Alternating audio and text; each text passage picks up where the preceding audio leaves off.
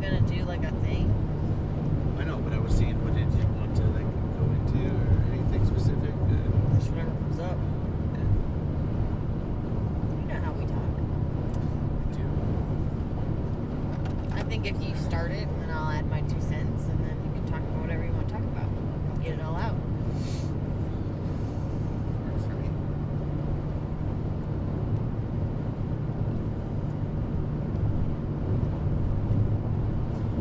Hello and welcome everybody to the Talking Tremors podcast.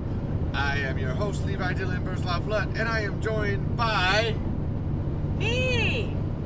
Oh, Kaitlin! yes, this is my wife, Kaitlin.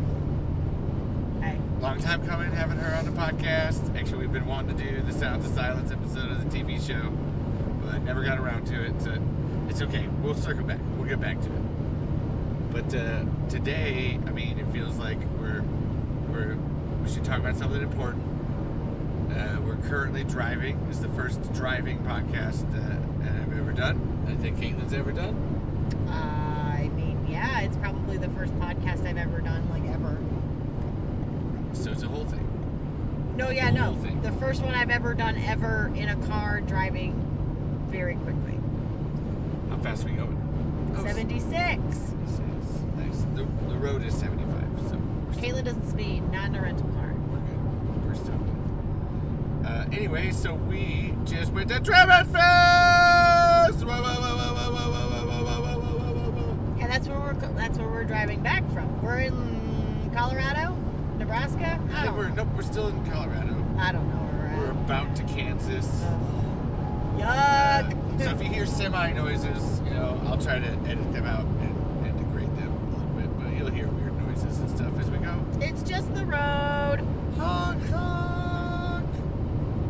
And yeah, we are on the way back from Tremors Fest. We just, as frequent listeners know, we're from Iowa. Okokota, Iowa. Try spelling that one. No, don't do it. And good luck.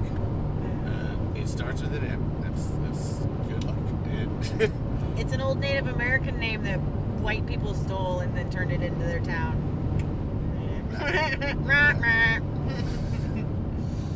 And yeah, so we just did a whole bunch of driving.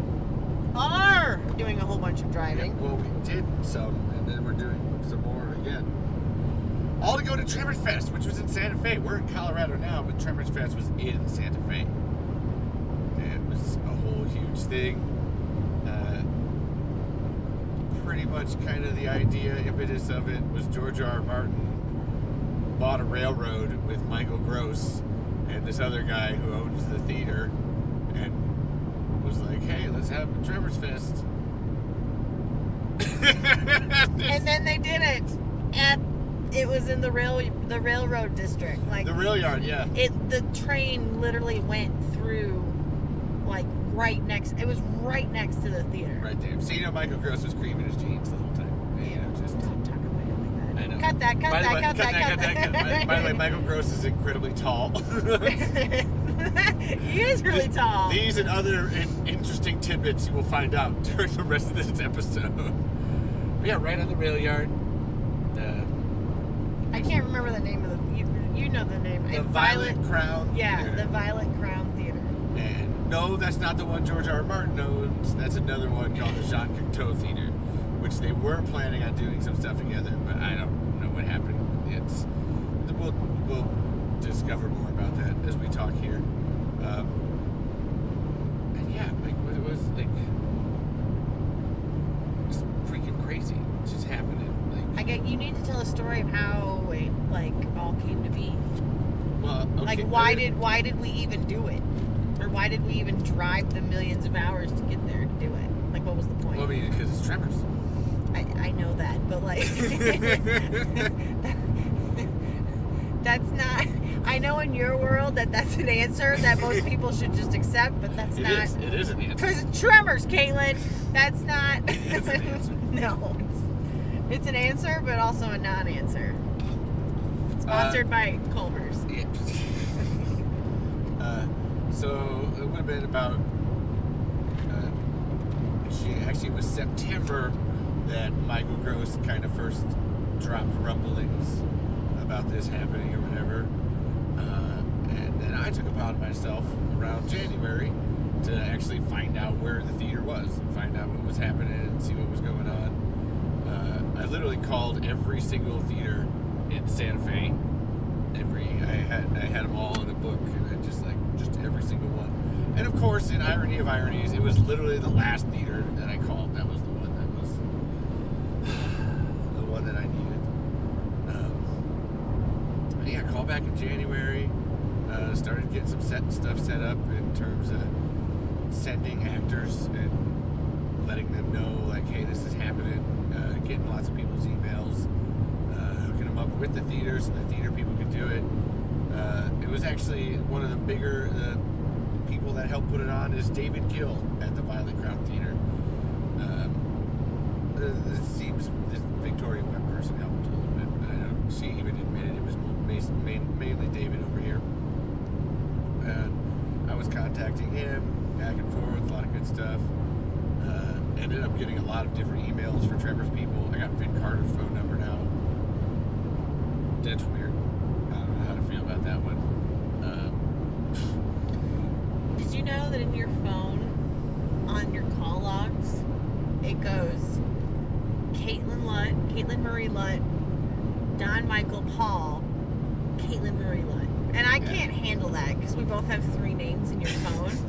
And it's like, wait, what? Who called you?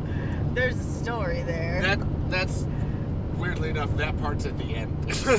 I just wanted to give our, if anyone's watching this, like, there's a story there. Don Michael Paul gave me his phone number because I have trashed his movies, and then I apologize for trashing his movies because he's actually a really great guy.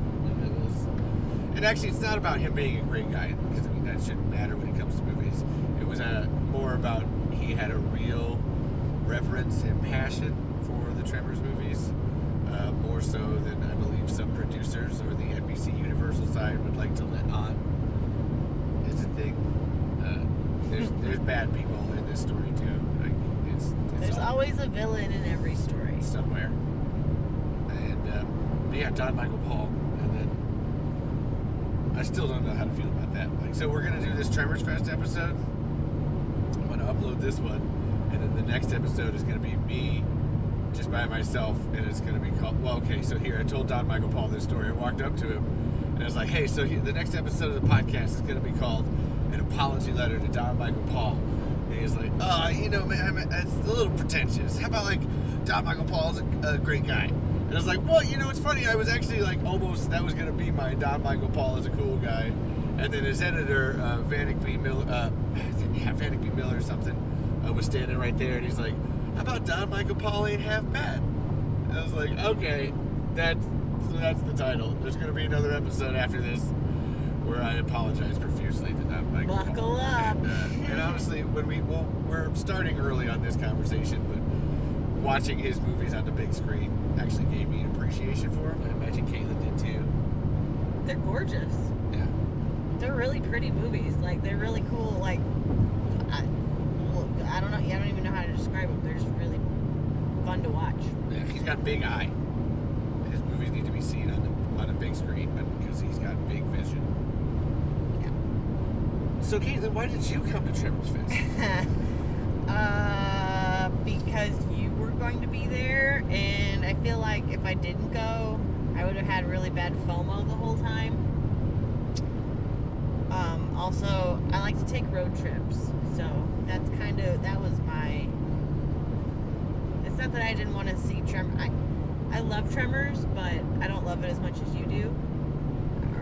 Well, I guess maybe that's not the right. I don't have the passion for it as like you do. And yeah, I just went for the adventure. Was it an adventure? It sure was. It always is with you. Oh, that's mean. I feel like that's. No, it's not mean. I've said it like 14 times today. Like, yes, that we always get up to some shit. It doesn't matter what we're doing or what part of the country we're in. We always find something ridiculous to do. We saw the Stargate Mountain too. We did. It was a whole thing. We just did that like an hour ago, actually. It was like 3 hours ago, but that's fine. I don't know. I've lost all track of time because what the fuck's what's going on anymore. No, we got to go up to Cheyenne Mountain. It was really cool. So 2 nerd meccas reached. Booyah. Booyah. Yeah. That was dope. So yeah, we went on an adventure to fucking Tremors Fest. In Santa Fe, New Mexico.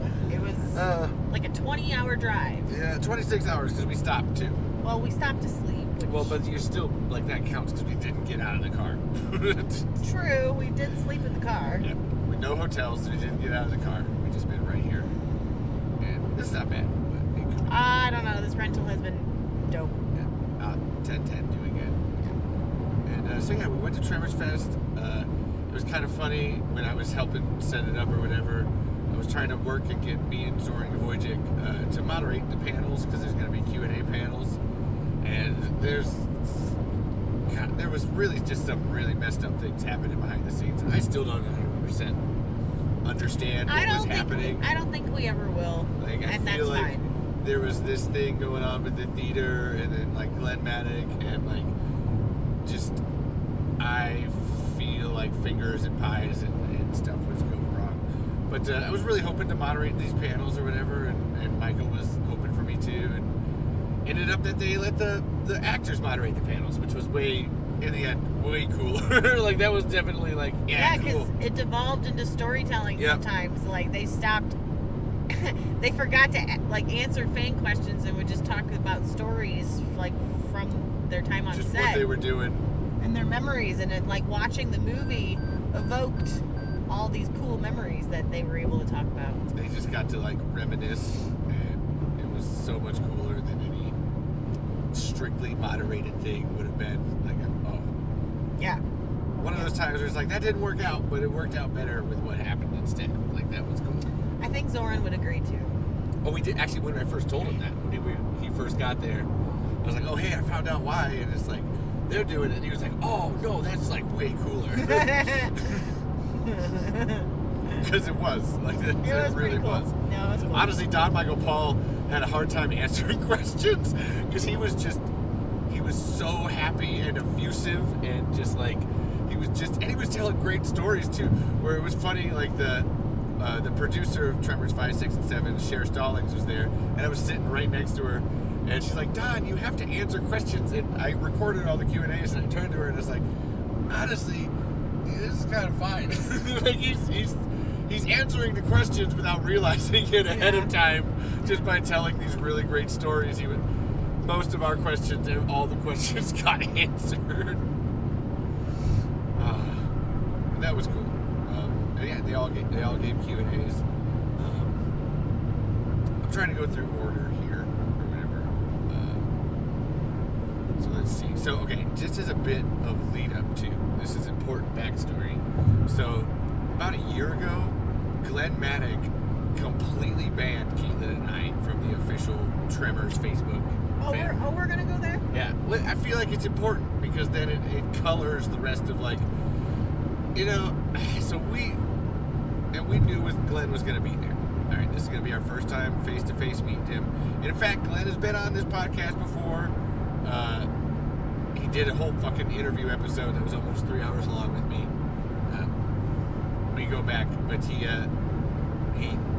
got really mad at the Tremors Saga people for posting memes, pretty much, and then took it out on anybody he thought was associated with them at all. Just like, and there was a Tremors Saga Facebook group at the time, and actually there still is, and he banned pretty much everybody that was in it that also was in the official page, just on a really scary, crazy man level.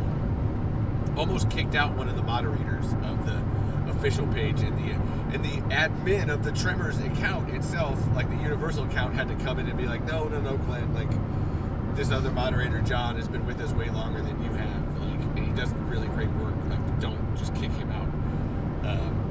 He was really messed up. So we were going into Tremors Fest with this whole, like, all right, I was personally saying I'm gonna ignore Glenn, like, if he tries to shake my hand, I'm just gonna ignore him, whatever. I don't want to pull it. And then Kaitlin was like, I'm gonna fucking rip his head off. Obviously I didn't. And obviously things happened a little differently than I was expecting. It was so weird. All right, like I said, Glenn went full nuclear on us to the point where I had a messaging system, like message him back and forth. He has not. I've been trying to message him for months, and he will not message me back. I sent him a picture of me with Steve Wilson. And was like, "Hey, look who I met." Nothing. Just cold. Bleh. He's been blocking. We made a Tremors movie, and he keeps blocking it every time I post it. And his other Tremors groupies I'm out of. Just some really weird, shady shit. Power trippy stuff. It was just odd. And so then, literally, we get in there. I get in there, and I sit down next to Zach Wiley, who's the guy with I would say, the largest collection of Tremors memorabilia on the planet. Pretty impressive. Like, I would easily put a finger on, he's got the largest collection. Nobody else is beating it. And I sat down next to him, and I was talking to him, because I've been really wanting to meet him. And fucking Glenn walks right up to me, and like I said, he went to go shake my hand, and in that moment, I was just like, I don't really care. We're here for Tremors. All right, shake your hand. What's up? I'm talking to Zach. Like, what are we doing? And Glenn sat down next to us and was talking like nothing had happened at all. The same thing. He did the same thing for me. That's why I did the same thing. I just was like, I'm not here to fight. I'm not here to make enemies. I'm just here to watch Tremors and meet some cool people. Like, I'm not, despite what everyone might think about you and me, we're not out here to, fight everybody and argue. And no need. There's no need for that. Yes, it might happen from time to time. That's because we are mostly Levi, but me too. We're both feisty and spirited and passionate, determined people. That would be mine. And when you've been together for as long as we have, sometimes people see that as a threat, and then they take it and spin it in their own way, and it's more often than not right. It's not. If they would just ask, "Hey, what's your deal?" we would tell them. But more often than not, it's someone like that who gets the wrong idea and then doesn't. What am I trying to say? Doesn't try and figure out what's actually going on. Just spins it out of control, and then makes it way more dramatic than it ever needs to be. There's just not enough time in this world for dramatics like that.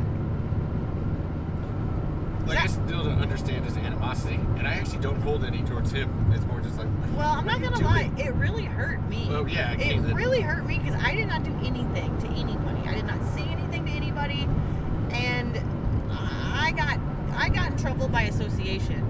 And it's not the first time in my life that's happened. Not even within the last 5 or 6 years. So it hurt. It really, really hurt. And I'm still not allowed to post in that official Tremors page. After all of this, after everything that's gone on, I'm still not allowed to because someone doesn't like me. And won't explain why. So that ended up this whole weekend, Glenn, it almost was like he had a brain tumor. Was politely cordial. And asking questions, checking in on it. Actually, not checking in on us, asking us our opinion of how we thought things were going. Yeah. More so on the first and second day, but yeah. It was odd. I really don't know what to make of any of it. That's what I said. We had to start and get it out of the way because it colored everything in terms of just what the fuck is going on? Because even the first day, I get there and Kaitlin kind of hated me for this, but we showed up 7 hours early. 7 hours early. No, okay, we got there. To a theater. We got there at 1 o'clock. How about that? It literally didn't start. The movie started at 7 o'clock. 6, but we left early. And, to a theater. Can you imagine what there is to do around there to wait? Well, there was stuff. There was stuff. We did everything twice. There was stuff. I got really well acquainted with that parking garage. We went to the restaurants. There was stuff. It's more like 6 hours early. Like, you easily could have cut that in half and it would have been fine. I don't know. I thought, well, it ended up being incredibly important that we showed up that early. Because then, if you ever know me and I'm at an event, as soon as I see people needing help with something, I like to jump. But Kaitlin does the same thing too, where it's just like, we have the theater background, and it's just like, if there's stuff needing moved, cleaned, chairs, table, whatever the hell, stuff put up, you just grab shit, and you go or whatever. And I see Glenn, like, moving tables out of this room. It was Zach and Glenn, and I was like, well, what the fuck, man? All right, you came up and shook my hand, so it's like, you're the one with no animosity. Okay, I guess that's fine. And just, I helped set up. I vacuumed the room beforehand. Got the posters set up. Got all the tables set up. Ended up, I ran these tablets on all 3 days so I could do a time lapse. I had them going. I recorded literally everything. And this whole time I was expecting Glenn to like shut me down. I don't know what the fuck happened. It was the weirdest thing. I don't know either. I'm not quite sure what to think about it. I hope that something good can come out of it. Well, there is good things that came out of it. We're getting there. Like, there's a lot of good things that came out of it. Like, I don't mean just on the Glenn front. Like, I still don't know. He like left. He was like one of the first ones out on Sunday. I still don't know about that. He like grabbed his stuff. Like, yeah, got there early, super duper early. Helped set everything up, got it going, and then booyah, just like, look who starts showing up. Look, there's Michael Gross, there's SS Wilson, and there's Michelle Wilson. We got to meet Michelle Wilson, who's like Levi's spirit mom. It's sister, I don't know. She is on fire. Yeah. Like, she is just legit, like, she's been behind the scenes of Hollywood so long that she just doesn't care about anyone's bullshit at all. And we both really appreciated that. It was at one point she was walking out the door to go get beers with Steve and Zoran, and she's like, "You ask them why Kevin Bacon doesn't want to work with doesn't want to work with my husband." It was just like, holy shit, what the fuck? It's actually, I'm exaggerating. She was not. It was not that, but there was this like, no, you fucking ask it, like, because I wanted to ask the question in one of the Q&As about like, so hey, why did you kick out Stampede tonight? Zoran was right there, and I was like, yeah, I'm trying to figure out how to ask this in a nice way. And Michelle's like, no, you just asked them. Why the fuck did you do that? Just ask it. And I was like, holy shit. Okay. Which is really funny, too, that when you know Steve, who's this very mild-mannered, sweet little old man. He's so cute, and like, he's not old. He's like 60. No, he's not. Old. Neither one of them are old. Like, he's like my dad's age. So. And he just like is just really quiet. Well, not introverted. I think is probably the better way of describing him. But he has a lot to say, and we're all better for listening to him talk. Yeah. Like he's just a really cool dude, and he has a wealth of knowledge, and he's got a lot of weird interests, and like, I don't know, like, you can learn a lot from someone like him. It's true. And we do. Spoilers for the later part of the episode, I dressed up as Steve S.S. Wilson for the comic. And got runner-up. Yeah. and admittedly, I actually would have won if the original judges were... No, I don't know about that. No. I mean, no. That was what, like, Gladys and Leela were, we don't want to play favorites, so we're going to push this to the crowd and let the crowd decide. Because I had actually already been talking to them in character as Steve, so they were just like, oh my god, what the fuck is this? This is amazing, and freaking out. But we'll get to that. Yeah, so like everybody, Michael started showing up, Steve, Ron was there, Leela Lee showed up. There was this absolutely adorable moment that I have to, because I was recording everything, that I have to cut out of it and send it to Leela Lee and Gladys Jimenez. Like, they met up and they just started,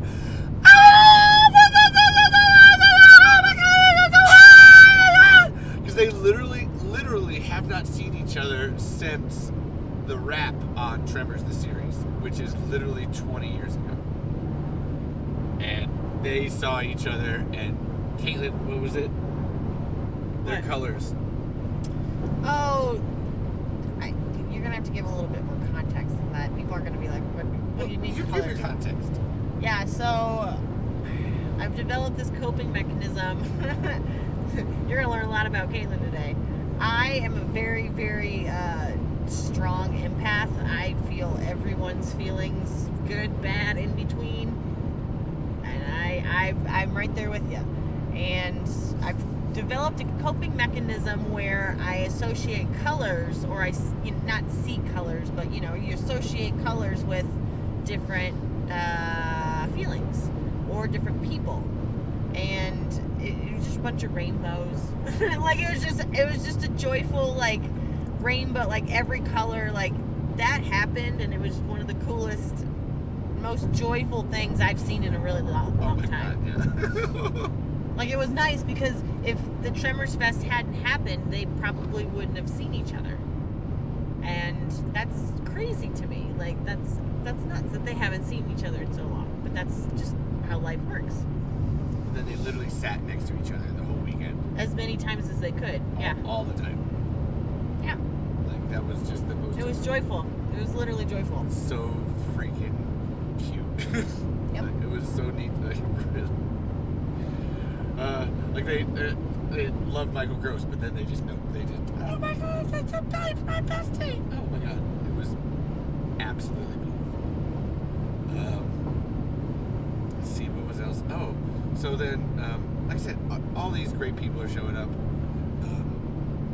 And I ended up kind of being a gopher of the event. I think that was how I would classify myself. I was the primary gopher. That's exactly what you were. Where people needed things or anything and that was, honestly, if it was even fans, it didn't matter. Stars, fans, everybody, I just ran around and Everybody knew who Levi was by the end of that first night, but in a good way. You had people coming up to you all weekend. You know how many pictures we took with people? Oh my God, yesterday? that was so weird. As we were leaving, it was weird. Oh my God, as we were leaving our hotel on Monday, Derek Hillier's family, Hillier's, which he had brought his two brothers, his wife, his son, and their little baby, and the baby was in every single screening, and they weren't even crying. It was this adorable little that baby was very excited just so and very happy. talking and had a lot to say and was very excited about seeing those movies. Was loving Tremors. We were leaving our hotel and Derek came out and we didn't know. And he was like, "Oh my God, hey, oh dude, it's you! What a Tremors Fest, man! That was awesome. Would you guys take a picture with me?" Of course we will. Yeah. Oh, and it was funny that we were like, "Oh yeah, oh shit." No, neither of us, all three of us, didn't have a cell phone. So we're like, "Here, we're gonna go get." We were packing bags anyway, so we were like, "We're gonna go back inside and grab our phone. We'll come back out here. We'll meet you up and do it again." And yep, lo and behold, got a whole picture with the whole family and the baby too. And the little 8-year-old boy was asking questions, really cute questions the whole time. I don't think he was that old. Oh, I don't know ages. Let's say 5. I don't know. Yeah, he's just I don't know ages. Don't put that on me. But it's really cute. I actually ended up, there was a couple people by the end on the last night. One kid, Damian Sawyer Merriman, or Harriman. I'm trying to get their name right because they're listening to this podcast. Damian Sawyer Merriman. Please forgive me. I just read it. I saw you were in the Tremors Soccer group. I just read your name. Walked up and was like, "Hey, can I get a picture of you? I love your podcast." And I was like,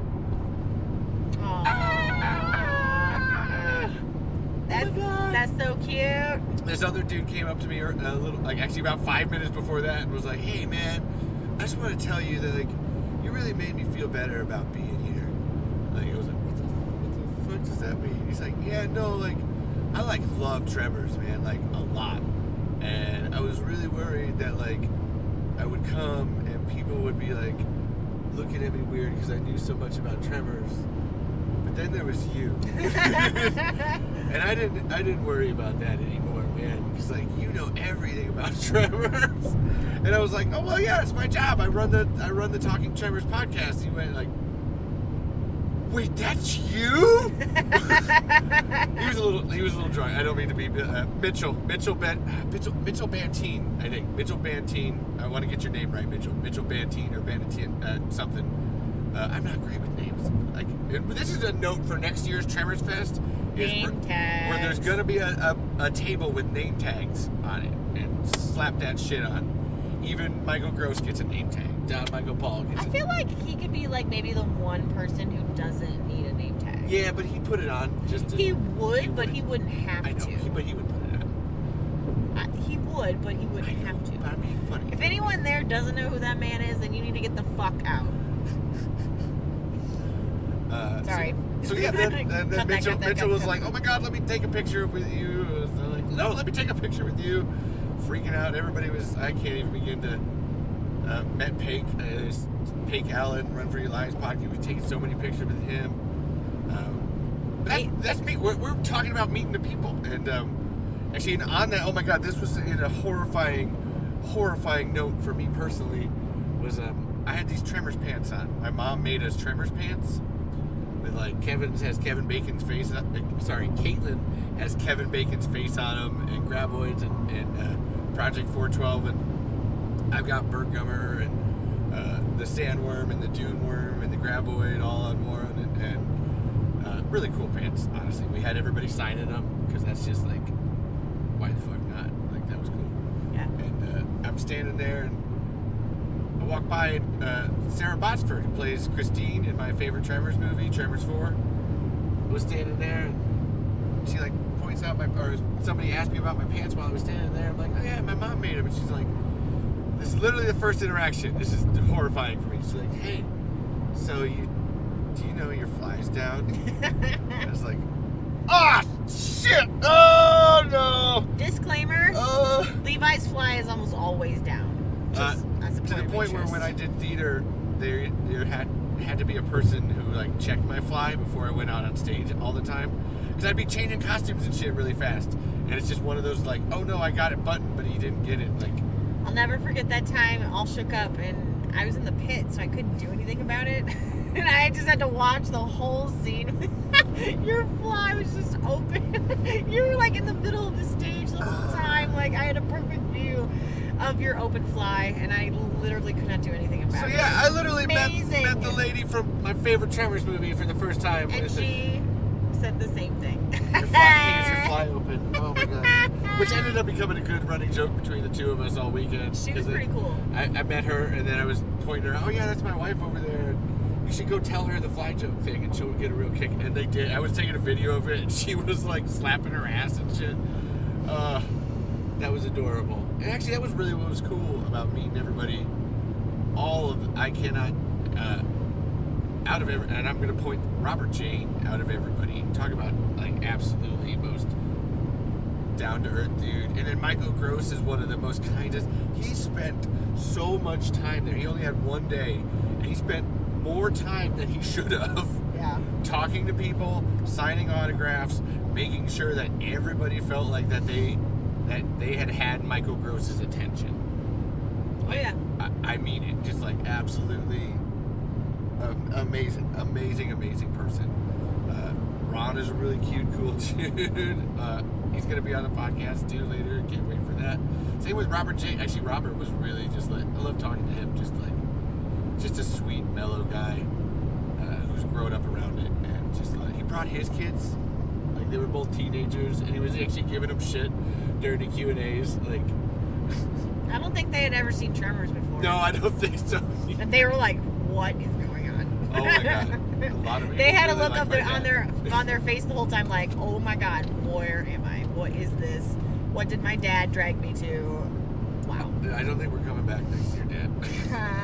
Honestly, no, I take that back. I think they had a good a time as any. Like, once they figured it out, and they were like, "Oh, this is what Dad's always talking about." Now I can put it like a little context to it.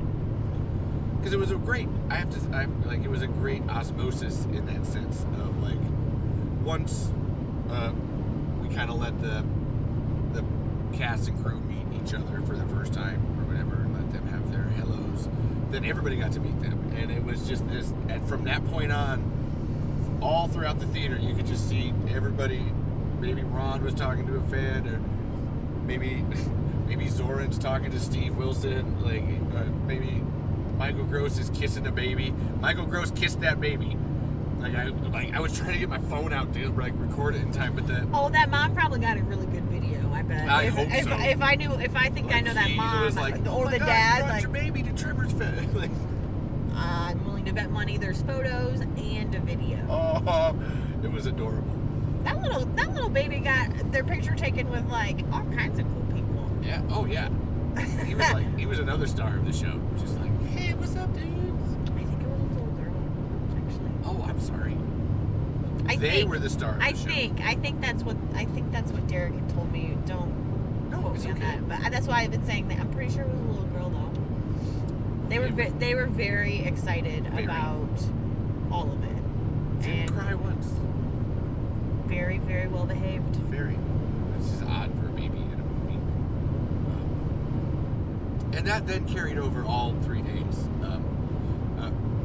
Hilariously, the most aloof person was fucking George R. R. Martin, who showed up for the Tremors 3 screening, and then showed up for the Tremors 7 one, and in both cases was there about 5 minutes and fucked off. And he even bought a cake for the 7th, for the after party after the end of the 7th one, and it was a graboid cake, very cool, but he was there 10 minutes.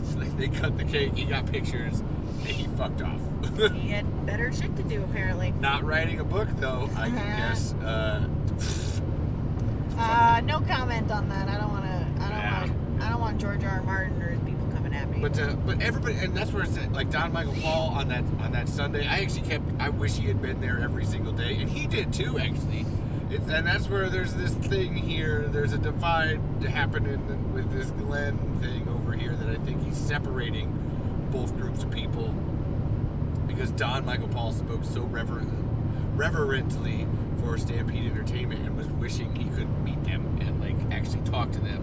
And I was telling Don that because there's Don Michael Paul and Ron Underwood, so you got Don and Ron. Don and Ron could have been talking about directing and shit. But he talked to everybody, and they all did. Everybody was just so. There was no snobbery. It was just people happy to talk to everybody else about it. Everyone was there for a common purpose. Yeah. Everyone loves those movies. Everyone just wants to see them live forever, and they want. And you could ask every single person there. They want more content, more Tremors content. That's the whole thing. That's probably the number one thing I heard from people. Oh, I'm sad that the Kevin Bacon thing didn't go. What happened to this? What happened to that? Blah, blah, blah. And it's no, everyone just... you have a common theme, or not a common theme, a common... Goal? Hobby? Interest? Yeah, interest. And you're going to end up having fun because all those people are your people. It was. Yeah, that's why I was most excited about that, and that it did not let me down. The people that you've been telling me about are genuinely cool as hell. You mean the fans or the crew too? Both. Honestly, both. I was pleasantly surprised by everybody. Everyone was really kind and humble and very giving and sweet. I don't know. It was nice. Everyone was nice. It's not that I was surprised, because I know that from everything I know from them anyway. It's more just when you have that expectation of that kind of thing, and it actually meets or exceeds it, you're, oh wow, that's freaking cool. It really was. I can't. Shit. Well, the last night Steve was there, he was asking me about my dad.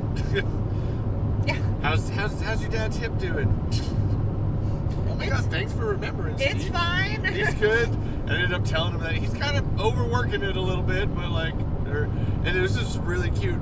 It was yeah, overworking it, he messed himself up a little bit, but we're thinking about, he's really looking to get the second one done, and Steve did, oh, yes! Which... For him, that's pretty animated. It was pretty, but he did just, yes! It was so cute, so cool. Yep. Thanks, Steve. I know you're not listening to this, but still. We love you. We love you, Steve. We love you, Michelle. That's implied.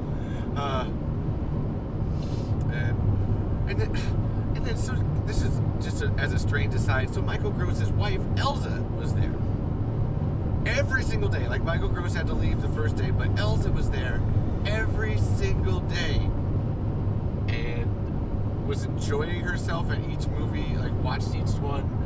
Like it was a trip for her to watch her husband on the big screen. I mean, come on, like the fifth movie, the one where he's in that cage with that lion. Oh yeah. If that was my husband doing that, I would be so proud, and I would be laughing hysterically. That shit he does in that cage is amazing, and Top tier. She had to have been so proud. And she was. I know she was. I could tell because I was sitting. She was right over there, and I could tell she was she was giggling the whole time. Like she was literally, I could see her like head. She was like laughing the whole time. You're fine. At her husband acting a damn fool in that freaking cage. It's one of my best things. I love that scene. Yeah, it was cute. He's really intense. It was even funny too. When we were watching the fifth movie, Don Michael Paul laughing at his own movie, and not like a pretentious. Like he was legitimately getting joy out of his own movie. Well, because like he said, he had never seen it on the big screen before. Like he had never been able to do that. It was just never a thing. Went straight to DVD or streaming or whatever. So it was actually very exciting for him. Oh yeah. He was really genuinely like, oh my god, I get to watch my movie on the big screen. That's a big deal. Like that's for him. He was really enjoying it, and it made watching the movie more enjoyable. Yeah. If fans of the podcast know, I have not been fans of 5, 6, and 7, but Don Michael Paul, literally watching him enjoy it, and then everything he had to say afterwards. I am now a Don Michael Paul convert. You heard it here, people. Yeah, it was legitimately cool. I did not have that on my bingo card going into all of this. That is not something I would have thought at the beginning of all this that I'll be like, oh yeah, no, that's probably nope. Nope. Nope. Nope. You were very, very sure. Like you were like, nope. Those movies suck. I never hated. I get why, babe. And well, I told him that too. But yeah, I've never disliked them. I don't know. They just don't. They're definitely not. They're two separate things. The first 4 movies and the last 3, they're two separate things. It's like the Star Wars movies, kind of to me at this point. Like you have the beginning and you have the after. But I never hated them. Like I never. They're really pretty to watch.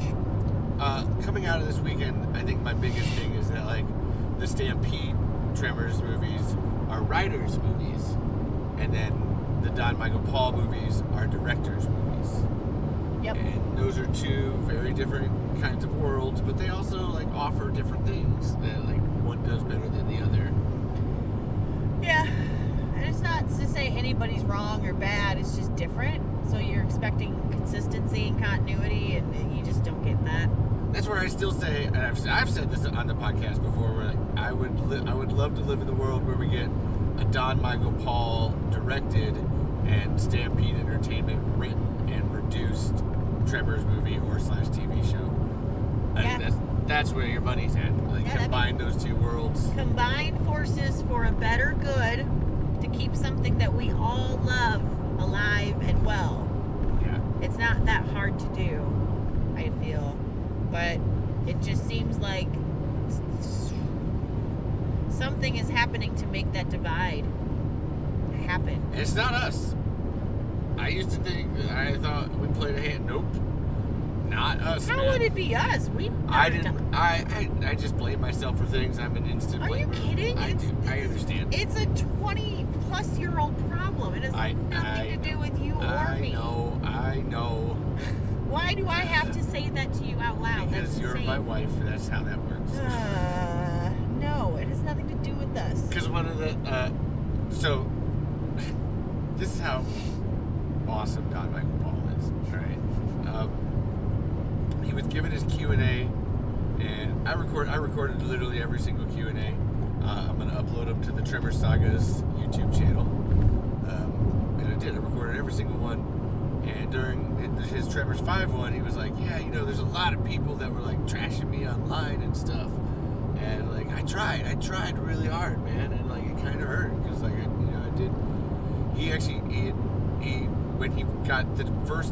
when the job was first offered to him, he actually told Patty Jackson, the Universal producer, "I don't think I'm the right guy for this." He'd just done the Sniper sequel and the Jarhead sequel, and he's just like, these are really great movies, and I just don't think that I'm the right dude for this. And she like, no, it's your job. Which is kind of a weird, that's very rare for like anybody to say, because that's basically turning down work. Yeah. And he was willing to turn down work because he didn't think that he was the right guy to continue the Tremors series. That's pretty okay guy in my book. Right, I don't know, like that guy, right? He's all right. And he did within that sentence, within about a minute of him talking and saying all that, I was like, okay, nope. I silently to myself, I was like, yes, Don, I was one of them that trashed you. I'm really sorry about that. So then it was funny. We were walking out of the theater, and during each of the Q&As, this was prevalent for every single fucking Q&A, was that if there was like some minuscule piece of information that somebody was looking for or couldn't quite find or whatever, I would just shout it from the audience. Yeah, and you were right every single time. Every single time. And no one questioned you. Every single time. Everyone just kind of like smiled and giggled, and they were like, "Oh, it's just Levi. Levi's definitely right." Okay, I believe I got it. We're not going to question it because it's Levi. There's every single one. There'd be something. Just something that nobody else was thinking of, and I just managed to like, oh, it's this thing. It's such and such. And actually in the Tremors 5 one, they were talking about the HK91, HK41 mix-up that happens. And Don actually straight up admitted, and he was talking about how Michael felt so bad about it. They're like, oh no, we fucked that up. That's not, and like we can't go back and fix it. Like we're out of Africa already. And he was just saying how it just kills it. Like it just kills him that happened. And I pipe up, and because they were talking about what's the gun. What's that gun? And it's been the gun that's been in like the movies since like what movie? Number 2. Oh yeah. Well, okay. Apparently this guy knows. HK91 Tremors 2 Aftershocks. Because what was it that like happened? She took it in the divorce. You were like the walking dictionary of all or encyclopedia of all Tremors anything. And it was really, and he was just like, oh my god, and we fucked it up, and Michael feels bad. But then I was like, you know, I've always headcanon that where like he has heat exhaustion at that point in time, and Don was like, well, that's actually pretty good, but you know, Michael's not here, and he still feels bad. Yeah. But I was still like, no, man, it's heat exhaustion. He's in a cage. It's okay. We just give him a pass. Yeah. He's allowed a mistake. And that was even before I met like Don Michael Paul. I was like, oh, he's just in a cage. Like I get it. His brain's not. And so we were walking out, and he was like, man, you're really knowledgeable about Tremors, aren't you? And I was like, yeah, Don. You could say that. I run the Talking Tremors podcast. We're up to like 40 episodes, and I'd like to personally apologize to you. For what, man? Like what? What's wrong? You know, I'm here, mate. Were you one of the ones trashing me? Yep. Yes, I was. And you know, let's just walk down the stairs, and we'll just keep going about the day here, and I'll talk to you. We'll have a discussion that's not us just coming out of the theater right now, because yeah, I did, and I take it all back. And I was shaking his hand like I'm so sorry. I'm so sorry. And that's how I ended up with his phone number. Because then, like, obviously they went to go get everything signed, and like people. I always like to wait till last. That way, I'm not like holding up the line, because I can talk a lot about Tremors to people, so it's like I'd rather be the last one so no one's waiting on me. And came up to Don, and he's like, all right, so you've been trashing me. What did I do wrong? It was just like that too. It was really uncomfortable. It I was. was filming the whole thing, and I was like, oh God, he actually asked. This is amazing. Like, I literally got the whole conversation on video. So there was these things, and you have a lot of pee jokes. And I was like, I had major stage like oh my God. But he had a good answer for all of it. He had a great answer for it. And I even backed him up a little bit with my own bits of like, okay, if A equals B, then here you can also, there's C and D too. And we're talking to him, and he's like, yeah, man, I'd love to hash this out face to face sometime. Like, can I come on your podcast? It's like, yeah, man, like, how do I contact you? Give me your phone. Yeah, okay, sure, here's my, there's the phone. All right, beep, beep, beep, beep, beep, beep, beep. Click, ring, and he's got a smartwatch. He's like, all right, see that? That's you calling. Anytime you want to talk about this. And I was like, oh shit. What have you done? Okay, I'm sorry. Yep, we're gonna do this. That's fine. We're gonna commit to the honesty, and I fucked up, but that's fair. All right. It's gonna be a great redemption arc. It's gonna be cool for both of us. Well, and this was really cool then later, because I could tell Don's pain from like not getting to interact with people that he really liked. He really liked Steve and Brent and Ron, and he was really in both of his Q&As, and he was just lamenting that he doesn't get to like meet them. And so I straight up told him, I was like, all right, hey man, listen, like, I got their emails. I'm gonna work some of my magic, and we're like, no. Next Tremors Fest, you guys are all three gonna be at all 3 days. There will be no separation, and you're all gonna talk to each other, and you're gonna find out you have a lot in common. I found the whole that divide. It's still kind of bugging me a little bit. It is. As someone who has been force fed a lot of this information, maybe not always when I want it. I'm not gonna lie. It's Tremors 24/7 in my life.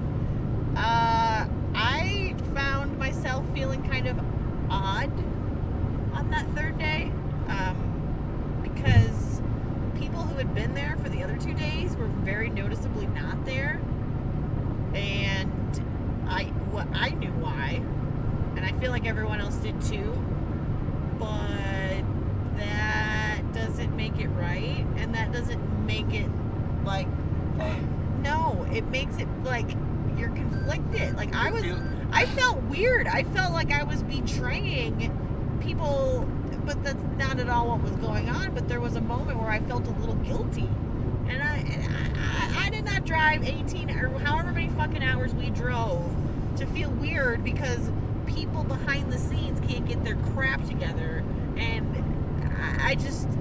I don't appreciate that as a semi-professional Tremors fan. It's just not. It's not what I signed up for, and it's not what any of us signed up for. And it's not what should be happening. No. It's the opposite of what should be happening.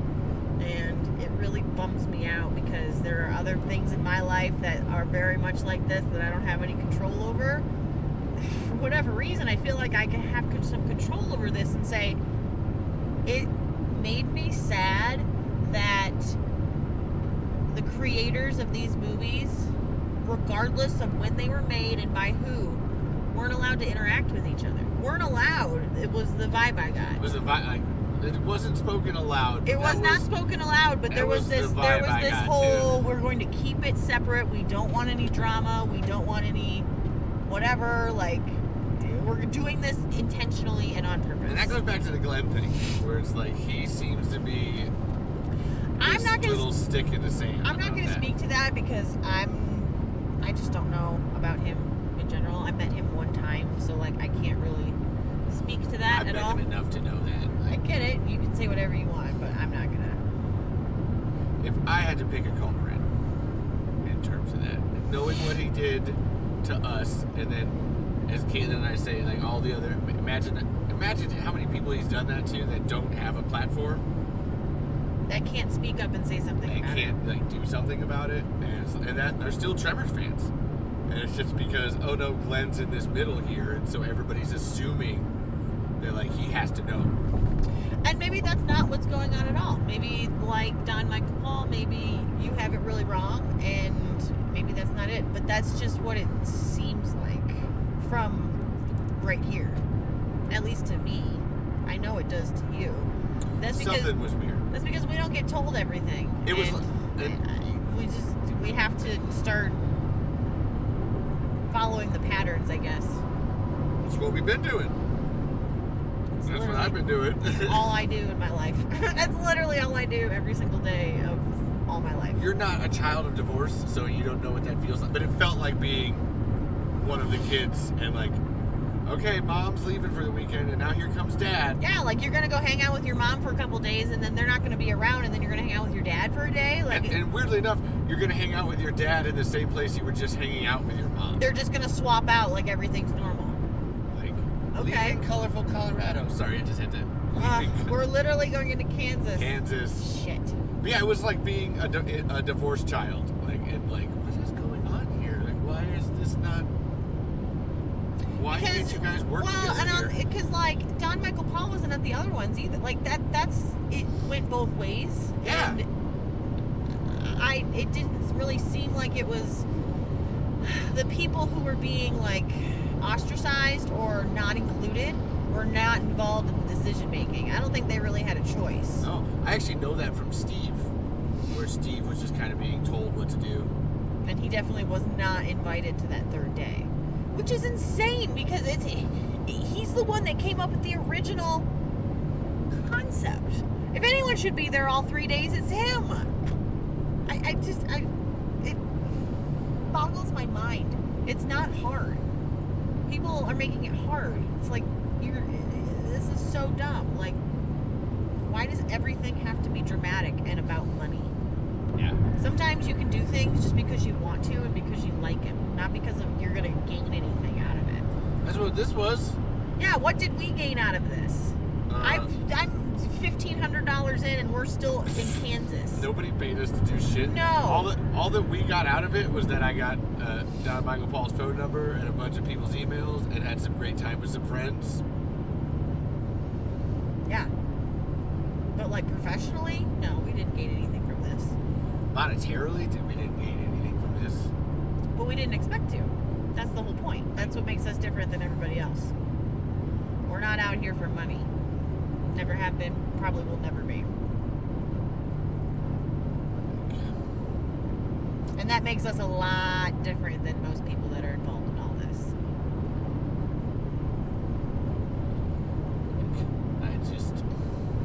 There's something. My nose is I know Kaitlin's is too, but it's like there's just something there. Oh, my bullshit meter is through There's the roof. something. I just don't have enough of insider knowledge to know exactly what. I just don't know.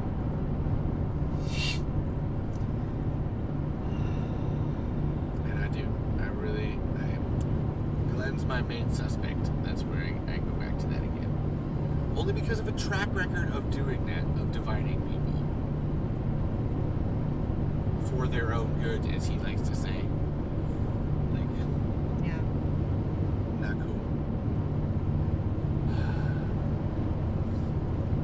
But anyway, it was depressing. It was sorry. We had to go on that route and that tangent because it really made us both sad and confused. Conflicted. Very, very. I don't know how to feel about this right now. Like, what is this? Like, I was really happy on that third day, but it was just tainted by this. Like, yeah, where are the other people? And why weren't with it was like Don was like, shit, why weren't you here the first 2 days? Like, because he actually said I would have loved to have been here. Yep. And hopefully next time they'll let me.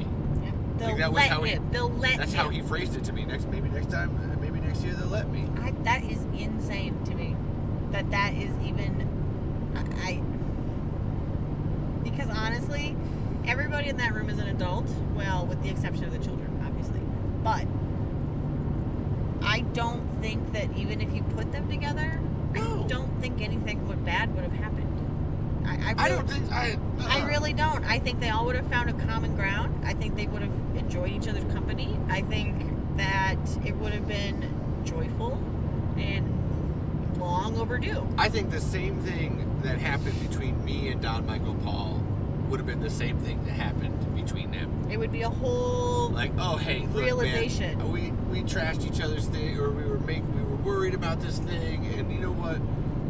We both really care about this, don't we? And it's clear that you care. It's clear that I care. Let's shake hands here in the middle and like, let's make something. Like, let's do something about it. I feel and I mean that from having met all the other ones. Like, it was like, no, like there's no way. That is what would have happened. That man, and Michael told me that too, where he's just such an affable guy. He's like Chris Farley. Like, if Chris Farley was a director, He had it was a really fun.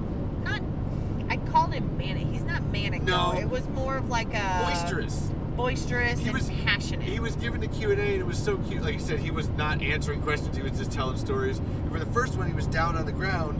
But then in the second one, he got up in the seats and was getting up close to people and just like, hey, so you got a question? And he'd like walk up like right next to him. So, hey, what's your question, man? Like, just like right in their face. Like, hey, yeah, I'm here for you. What's up, dude? Like, the sweetest fucking thing, man. Like, Yeah. so I don't believe in any sense of the term that bad blood would have been spilled.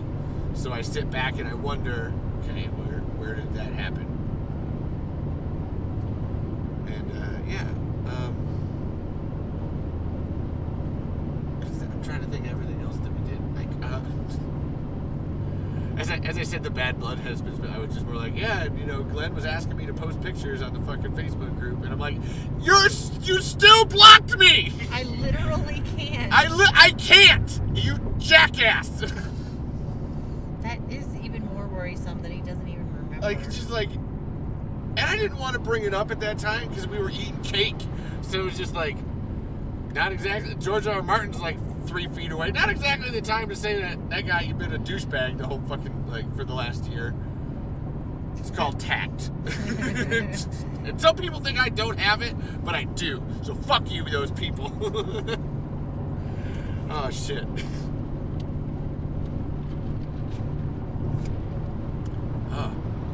Another cool thing is that movies like Tremors need to be seen on the big screen. Don Michael Paul's movies especially, like, they deserve to be seen on the big screen. It was an absolute joy. All the screenings turned into Rocky Horror Picture Show. Basically because of you. No. Everybody else started it with the first one. Well, that was because Like, everyone was there then. Everybody was hooting and hollering and calling out the lines, and every time a graboid would die, people would be cheering and clapping, like yelling at the screen. It was fucking amazing. And that was like the first day, and they only showed one movie. And then I was kind of sad. Like, it seemed like half of the people left. Like, there wasn't as many people the second day. No, I don't think so either. And they all like left, and it was like, well, okay, so we had that Rocky Horror thing going on the day before, and we'd actually talked to Megan Gorman and Zoran Gavojcik about that, like, how visceral that felt and how cool that was. And it was like, okay, well, like, I don't think this crowd, it was like 11 in the morning, it's like, I don't think this crowd is like got the oomph in them that they, okay, I've got to provide it. We're gonna knuckle down. Ever? Jesus Christ. I did what I could with what I got, okay? Yeah, I would call it that, yeah. It was good times. And then by the time we got to the fourth movie, then I was just an absolute mad person. Well, everyone else in that theater, that was their favorite movie too. It's true. A lot of Tremors 4 fans. We were all hooting and hollering. And yeah, if there was rice to throw at the screen or pumpkin pies to throw at the screen when graboids exploded, it would have happened. Like, next year. Well, something that's not squishy. Yeah, I cannot see a theater wanting to do that at all. Something like it, okay? Sure. Pantyhose. Everybody's got pantyhose that they throw. Sure. When a graboid explodes. Sure. Yeah. And honestly, meeting the fans and being with the fans was probably one of my favorite parts of the whole thing. Met a lot of really cool people. Yeah. Who'd you meet? Probably everybody you did. I met a lot of people. It's hard to remember everybody's names. Name tags. We've gone a long way. Name tags. No, I got recognized as, oh, hey, you're with Levi, is how I got recognized, pretty much. Yep, that's me. Or as I like to call her, Kaitlin. Yes, that is me, but I'm also the other person there with you, and I guess that's notable somehow. I don't know. Well, they're probably, like, jealous. Maybe. Yeah.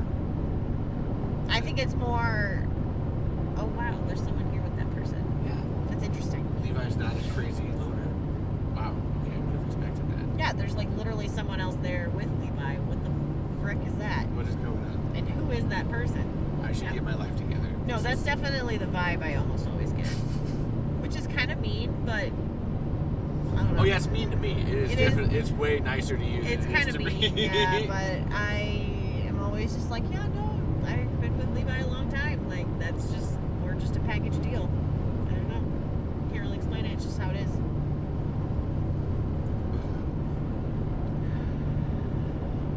I have to say, we talk about people we met. I got to meet the TikTok rap boy, Daniel Trujillo. What's up, bro?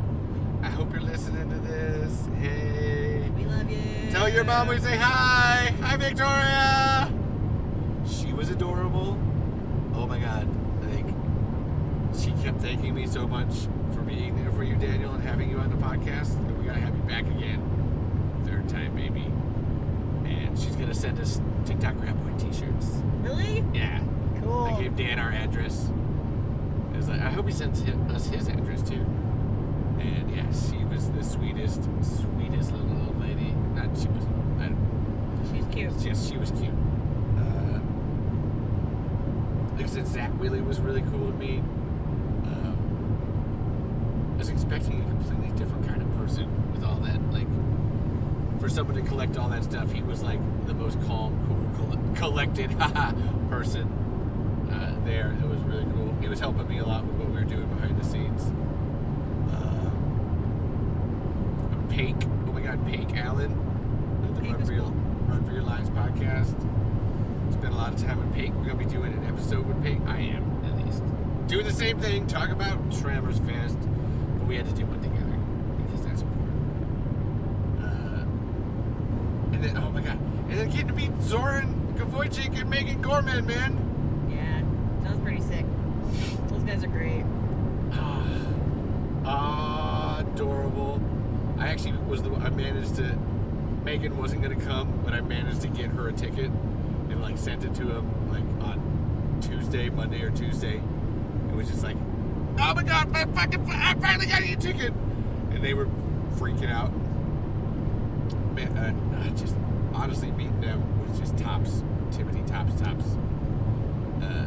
I kept taking pictures of Megan when she was filming Zoran, because Zoran was doing interviews. I've been messaging Zoran for a while now and trying to get this thing together, and it's just like, no, just bring something, man. Just bring. I don't know what you can be allowed to do, but I'm gonna bring everything.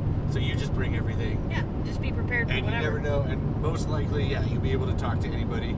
And I ended up pushing him, just like, no, just go and talk, just fucking walk up, explain yourself, and trust me, every single one of them will want to talk to you. There's no way in hell that they wouldn't. Yeah. And they did. Everybody, every. He got a lot of cool stuff, he said.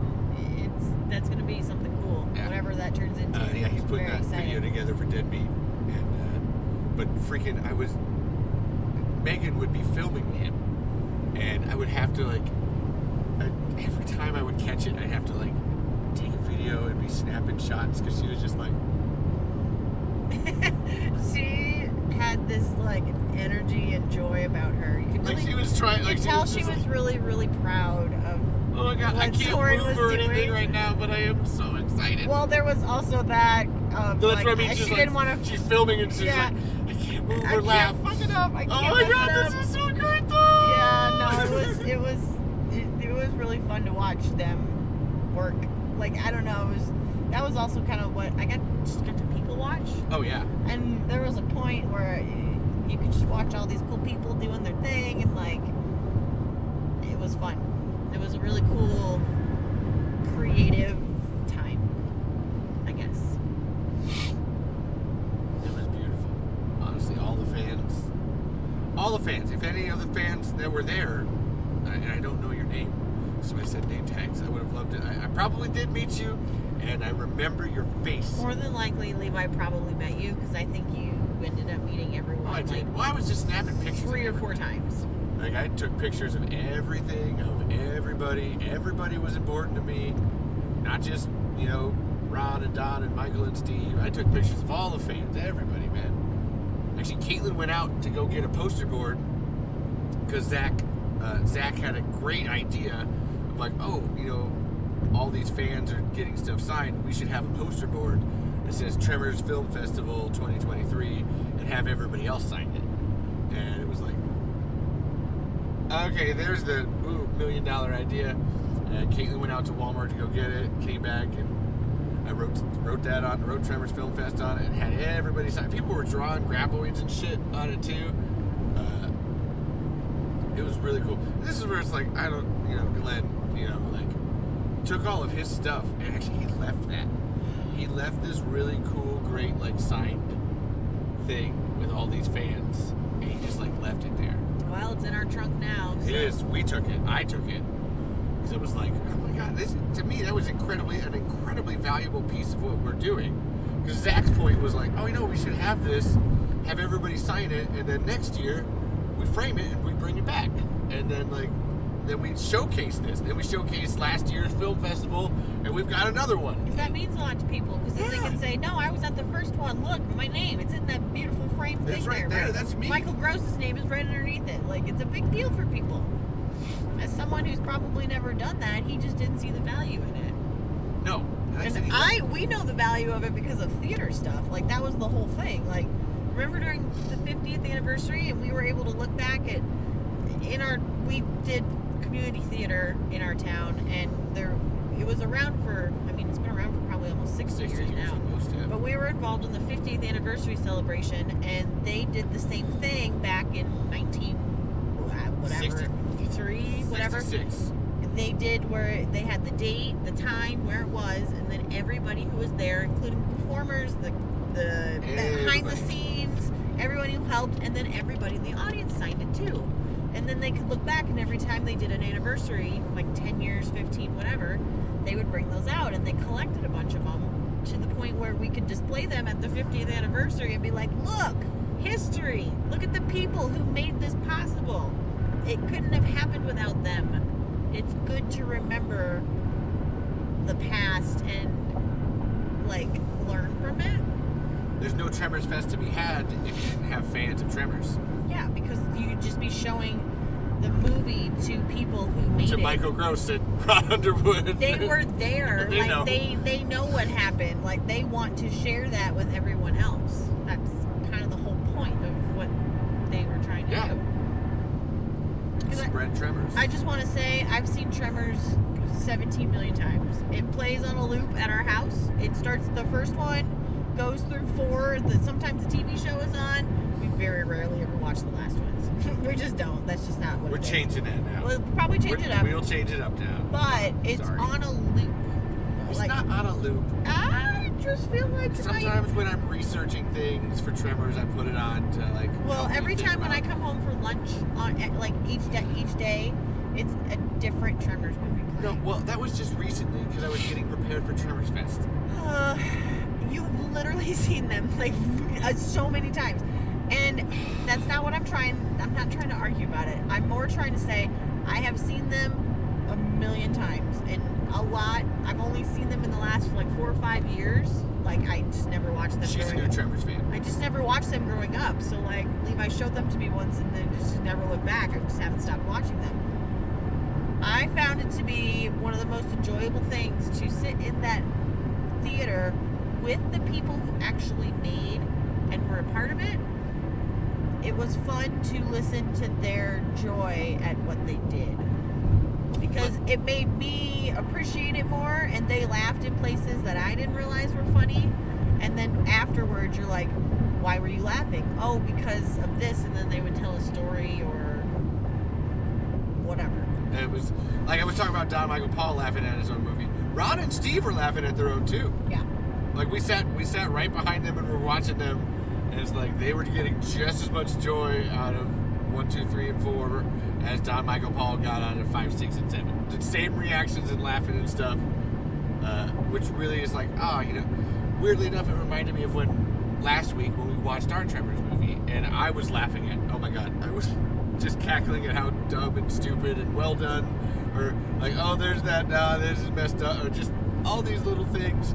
It was just enjoying it, not because I was being pretentious, but just like, oh my god, this is funny. I do really like this. And yeah, all the fans really brought that to life with the cast and crew there. I don't think, actually, Leela Lee herself had said I'd never seen any of these because she couldn't find him.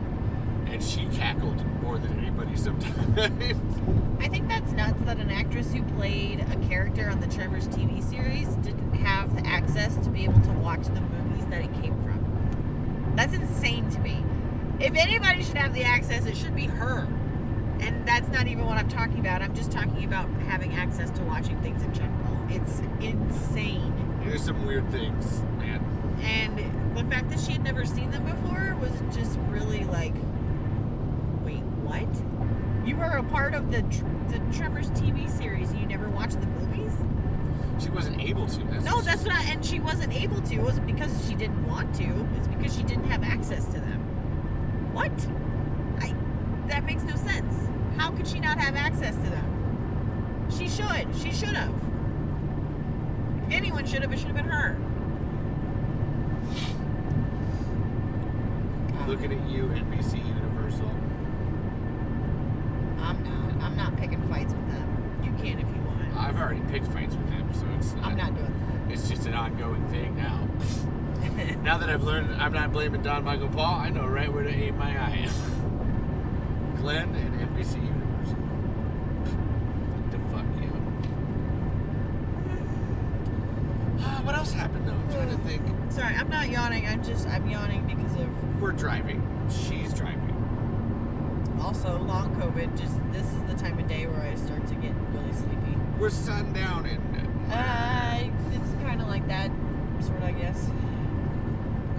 What else? Oh my god, the costume contest. That was like the one other thing of note that happened, yeah. That was adorable. You got runner-up. I did. I dressed up as Steve S.S. Wilson. I said this earlier. And also, I'm Steve S.S. Wilson. Welcome to Talking Tremors. I am here with my hostess, Kaitlin Marie Burzlaff. So, what did you think about Tremors 15? And what was funny about That's what you get. So what was funny about it was that I wore it all day because I don't know, when you're cosplaying. Levi wore shoes all day. Yeah, it was worth it. It was worth it for the bit. It was so fucking worth it. And I did. If you know Steve, I had the hat and the glasses and the little pocket protector and my flannel. I definitely took a video. Khakis and the belt. It's solid. It was ridiculous. The little girl that won though. She actually made all of her own Burt Gummer costume. Like her own Burt Gummer And I don't know what it was, but that little girl looked just like Burt Gummer. I can't explain why. There was like 5 other guys dressed like five other big, huge, big guys macho dudes. Dressed up as Burt Gummer with and the that little vest. one, she was like what, 12, 11? Rory McLaughlin. Rory McLaughlin. That cosplay was one of the best cosplays I've seen in a really long time, and I genuinely can't explain it. She really looked like Burt She Gummer. was prepared. She really, truly did, and she acted like him too. She was the only one. She was my favorite. Because they had us do a line from the and movies Zoran and Levi were in it, and she was my favorite. She was still great. No, she was No. my favorite In terms of like, I didn't mind being runner-up to her. Like, I was like the right person. The right person won. Like, I was like, man. And then the fact that it comes down to you and Zoran as the runner-ups, I was like, God. And then Soren was all Bless like, it. I defer to Mr. Wilson. And I was like, Jesus Christ, bro. Because, okay, so here's what was funny. It's This funny, was what it's was so so cute. adorable. So, like I said, I was dressed up as Steve, and I was doing my Steve voice just like all day long. And I had met up with Leela Lee outside the theater, and she's like, oh, so like, what? I saw you yesterday, but like, what are you doing right now? What is this? And I was like, oh, hi, Leela, I'm Steve S.S. Wilson. And she went, oh my God. But hold on a minute. Okay, so you gotta do that again, but his is a little deeper and slower. And just like, just do it again. And I was like, oh, well, hello, Leela. My name is Steve S.S. Wilson. And while I think that Susan Chuang did a very excellent job with this film you're about to see, I felt that you took the part, really made it your own. Just like, and then I would just start like shit. Sometimes I just start bursting laughing, and I was like, "Oh my God, Leela, I can't do this. You're making me nervous because I'm doing Steve to you." Ah! It's pretty good. And so then we like went into the theater, watched the third movie, and then the costume contest happened. And then it was supposed to be Gladys Jimenez and Leela Lee were gonna judge it, but they were like, "Okay, so we don't want to play favorites, so we're gonna open this up to the crowd to decide who wins," which to me was like, oh, so mine was the winner. That's cool. Good to know. I mean, I don't know about that. No. It wasn't so much that mine was the winner. It was like, oh, cool. So I did look and sound like Steve. Awesome.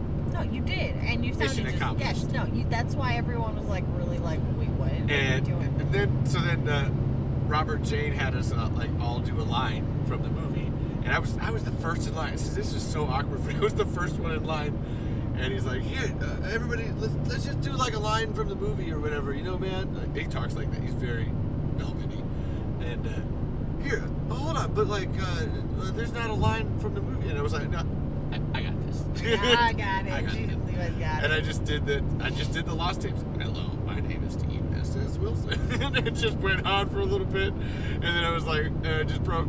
I can't do that anymore. Robert just went, oh, what was it? He like turned around to the audience like, what was that, man? You know what? Out of all of that to happen, I am glad you're finally doing an impression of somebody in front of an audience. And they all enjoyed it. And they all enjoyed it. It's not just me anymore. Everybody gets to experience that now, not just Kaitlin. And I'm glad for that. Because I was thinking, like, Robert's grown up around him the most. Like, literally been a kid when Steve, like, was wearing that hat and shit while watching him direct it. Like, it's like, I got even Robert J. And Gladys, like, fucking dropped. She was like, oh my God. It was pretty, it was pretty spot on. I even had the land sharks idea in my pocket. I had, like, written it down. It was on like a crumpled up piece And of I had paper. it crumpled up and I put it in my pocket. So yeah, I got runner-up though, and Rory McLaughlin rightfully won. When she was there with her family, that was actually one of the first fan people I interacted with, because I had seen their photo. They had taken a really grainy, crappy photo in front of the Tremors Fest sign and posted it to the official franchise group. And there was 4 of them, but one was switching out to take the picture. And so when I first saw them, I was like, hey, I saw your picture. Let's go in front of the sign, and I'm going to take your picture for you. And I'll send you these, and like, you can have a really nice, good one with all 4 of you. There's a point during the Q&A where they asked a question, and then the mom and the siblings were all talking about how, like, the mom would always put on Tremors when they were growing up. Adorable. Yeah. So I can see why Rory wanted to be Bert and was influenced. Yeah. It was cool. Let's see what else happened. Really trying to go through the old brain boxer. Oh my God! So, I've been going out of order. First day, Michael, like I said, Michael Gross spent like 4 hours signing shit and talking to people when he really only should have spent 2. And Yeah. like Elsa kept coming up like, Michael, you have to like. We gotta go. You have a plane to catch tomorrow. Like, you're not. I have to wake you up. Like, don't do this to me. And I eventually, like I said, I'm always at the end of the line, and I eventually had Michael sign my stuff, which was just the Tremors pants, and then the Seeking Perfection book. And I was like, I wanted to keep it limited because I had a really cool idea where it's like, oh, hey, Michael, so I have this Burt Gummer hat, and I had written out the names of our nephews, Samaje, Shonday, Chantrell, Sahil, and Shamar. I was like, I know you can't improvise as Burt Gummer. I know that's really hard for you. Can you just, like, read these names off and send a little message to them? Like, they love Tremors. I've been showing it to them since they were, like, 5 years old. No, you've been showing it to them since they've been babies. Are you joking? True. Okay, They've been watching Tremors longer than I have. Okay, at this point, like, they're about to be like 9, 8, and 7 years old. 85% of their lives, they've been watching Tremors. Chantrell makes a Burt Gummer tower, or no, it's Burt Gummer's house. It's a Burt Gummer bunker. Yeah, it's Burt Gummer's bunker out of Legos. And we have been instructed to leave it there. Never break it. And if it breaks, we have to call him and tell him, and then try to fix it, because Burt Gummer needs his house or his bunker or whatever. And it's a little Lego guy. It's like a little army. Lego bird. He's like a little army man. He's got like a little camouflage, whatever. And Chantrell will drop that little guy in the bunker and say, "Burt Gummer's home." Okay, T, like, that's cool. I'm gonna move this over here so I don't break it. Remember that time you knocked it over? I did. I put it back together again. Don't tell Chantrell. Nope, I put it back together. He would not be impressed, and we're just not gonna tell him. It's our little secret here. Don't tell Trell. And then Samaje, I love his response when it's like, yeah, Maji, do you wish that Burt Gummer was real? No. Because then Graboids would be real, which is a very salient answer for a 7-year-old. I laughed so hard when he said that. It's so I'm good. like, you know what? That's a really good point. Burt Gummer equals Graboids, and if Burt is around, that's not good. Graboids are around. Yep, and you know what, Bod? You're exactly right. That feels like a thematic through line for, a season of TV. If Burt Gummer's around, Graboids are around. He was like 3 years old when he said that too. Oh my 3 God. or 4. Smarts. So I was like, hey Michael, would you like read these guys' names? And he did. And he actually, each one individually, he's like, Samaje, I know I couldn't be there for you, but I'm out there just doing what I can with what I got. He said each of their names. For each of their names, wearing he changed it up. He did different things for each one, and like Chantrell, I was denied the critical need to know information that you wouldn't be here, but that's okay. Just keep carrying on. And it was like, Jesus Christ. Burt Gummer says, you'll be okay. Like, oh my God. Oh my God. They're going to die. They're literally going to be like, wait, what did you do? Because he looks just like he's got the Atlanta Hawks hat, and it's just, I don't know. It's just beautiful. It's perfect. Beautiful. That man is a treasure. And he really didn't have to do it, and he did it anyways. So freaking cool. Yeah. I ended up giving him a bottle of wine too, homemade wine. Yeah. Really, actually, and then I asked him if he wanted some edibles, and he had this look on his face like, maybe if I wasn't getting on a plane.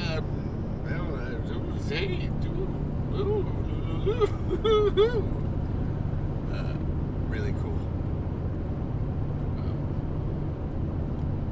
What else awesome happened? I don't know. We've gone through pretty much everything. I think so. Like everything. It's just a good times. Yeah. Can't wait for the next year's one. Hopefully we don't have to drive so far. Yeah, I'm working on making a Chicago one. That would be nice.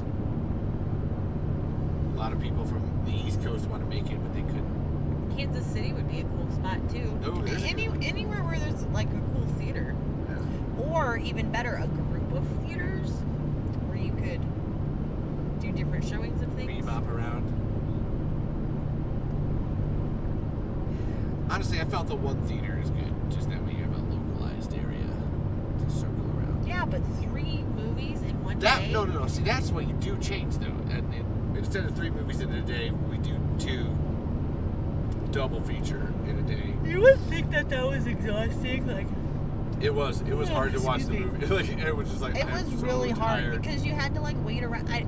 It was really hard because we spent most all of our time in that one space, and it was a beautiful space. That's not at all what I'm implying. It's more just like my autistic brain needed to get out and do something different, something else, and the schedule didn't really allow for that, which maybe was the point, because then you would be forced to like get food and drinks and whatever while you waited at the theater, and then the theater makes more money. But as a patron of that, it was really hard to stay in the same spot. Yeah, I guess is what I'm saying. And I don't know if that can be helped, but it definitely double features, like you said. It was just hard. After a certain point, you just kind of checked out. At least I did. And then you had to drive 20 minutes back to your hotel, wake up and do it the next day. It was hard. It was a lot. It was just a lot. All crammed into like a tiny space of time. Could have been organized a little bit better. I don't know about better. Differently. I think differently is the way to approach that. And it's not that what happened was bad. It was the first one. You have to kind of figure out what you're doing and figure out what works and what doesn't, and then hopefully they get feedback from people, and maybe, because I heard from multiple different people who thought it was a little too much. But again, you're not going to know that until you try it. And again, it's also the first one it's never been done before. It's unprecedented technically, so I don't know about better. Differently. I would agree with that. Differently, and like just taking what went on this year and growing and being better. It's not to say anyone did anything wrong or bad. It was great. It really was. It's just now you can grow and improve on that, and potentially include more people. Grow your fan base. Grow the people who were involved with it, and then they're able to come back and like Robert Jane and Lee, and you get more of the people. Like, can you imagine if we could get Jamie Kennedy to come out? I would love to sit down and talk to that man, even if it was just for 2.5 minutes. He is a nut job, and he always has something funny to say. I just feel like it would be really fun. Technically, he's Montgomery's son, so he should be there and be included. You know what I mean? I agree. And everyone's like, "Oh, Jamie Kennedy sucks." Yeah, no, he's a little rough around the edges. Sometimes he says things, and I'm like, "Oh my God, please don't." But he's still involved. For all, like, you can't say he's not. No, you can't deny him his place. No, he's there whether you want him to be or not, and it's kind of how it is with everything. Like, everybody is involved for different reasons. Why are we excluding people? Yeah. I guess intentionally. Sometimes people get excluded on accident. Especially with the big stuff happening like that. And it being the first one, so then sometimes things get overlooked, and it happens. I thought it was weird that but no, this felt intentional. Yeah. This felt like it felt like it had been talked about behind the scenes by people who really didn't need to be talking about it. No. Should have just been left alone. It should have been just left alone. Just let each party decide. Exactly. You just took the words right out of my mouth. It should have been an open-ended invite to all 3 days for everybody, and then that's exactly what they decide. Because you want to know what? Steve and Michelle might have chosen not to come on that third day, and that's fine, because it's probably kind of hurtful for them. I get it. Like, they should be given that choice. But also, Don Michael Paul should feel like he's free to come. And he probably, and so you want to know what? Here you go. That's exactly my point, and here's why. Don Michael Paul would have showed up on those first 2 days. They probably would have found some common ground. Him and Steve would have gotten along, and then Steve would have felt comfortable to come to that third day. Yeah. And then they could have, like, literally gotten over something that's been hurting them for a long long time. They could have started almost 10 years now. They could literally start to heal. This isn't even about like intellectual property anymore. I mean, it is about. Don't get me wrong. Don't get me started on copyright law. It's about letting people just like heal from something that happened to them a long time ago that they've never been able to control and move past through no fault of their own. It was just something stupid and bad that happened, and they had to just deal with it accordingly. This could have been a step towards healing that and mending fences and making things better, not just for the Tremors series, but for them as people. Like their mental health. Like it could have helped everybody feel a little bit better about everything in their lives. And it feels like it was intentionally denied. This would have been a great way to at least start that conversation. Even if it didn't happen or whatever, at least you started it and at least you tried. Open the door. Mm-hmm. It intentionally felt like that door was like locked shut and a chair was put underneath the doorknob to keep people from coming in. Don Michael Paul kind of guilted Glenn into, hey, open up your phone. Let's send a video. Can you send a video call to your brother Brent right now? And like, Glenn was like, okay, I guess. And like he did, and he like looked at the camera. He's like, man, I love your movies, dude. And you and Steve and Ron, you really just made something, and I tried my best to like live up to your vision, and I just love you guys so much, and I better see you back here next year. And then Brent like actually ended up texting back like an hour or so later, like, oh hey, like that was really nice. That was really, thank you. That was really cute. That was awesome. Like, thanks for loving our movies, man. Like, it would mean a lot, and it would mean a lot to everybody involved. And the people that were planning this have no concept of that. No. It's all about don't rock the boat, don't rock the boat. Which is where I say Glenn, because that's his whole don't personality. Don't rock the boat, don't rock the boat, but make more money at the same time. Yeah, I'm just like,